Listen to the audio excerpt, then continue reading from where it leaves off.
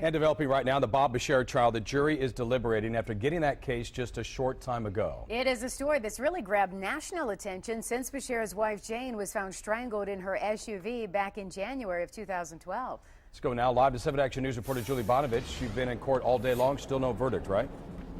That's right, Jeff and Joanne. The jury wrapped up around 4 o'clock to go home. They'll be back tomorrow, but there's no telling how long this could take.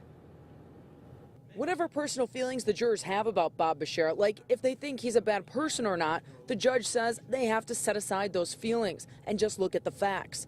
Facts that the prosecution and defense tried to prove with 70 witnesses and key pieces of evidence over 2 months of testimony.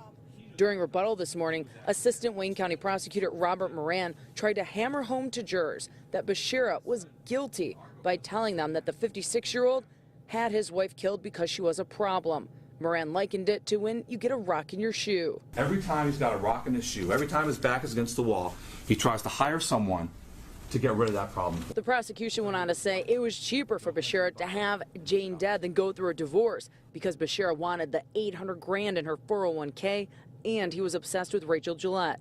Moran also pointed out that Gentz didn't steal anything from Jane when he killed her, so he had no motive except for being threatened by Bashara. 1 in 3,000 shot that you have a murder victim who's the subject of a larceny, and all this property that's worth money is sitting there.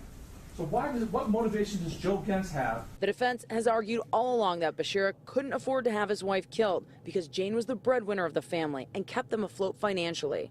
The defense admitted the affair with ex-mistress Rachel Gillette, but says that only shows Bashara is guilty of adultery, not murder. At times during court today, it appeared that Bashara was trying to look at Jane's mother and sister, but neither one looked his way.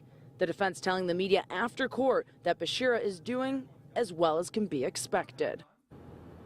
Again, the jury has gone home for the day. This is only the first day of deliberations. They will be back tomorrow. They will stay until 4 o'clock. If they still haven't reached a verdict, they'll be back on Monday. Reporting live from downtown, Julie Bonovich, 7 Action News. Okay.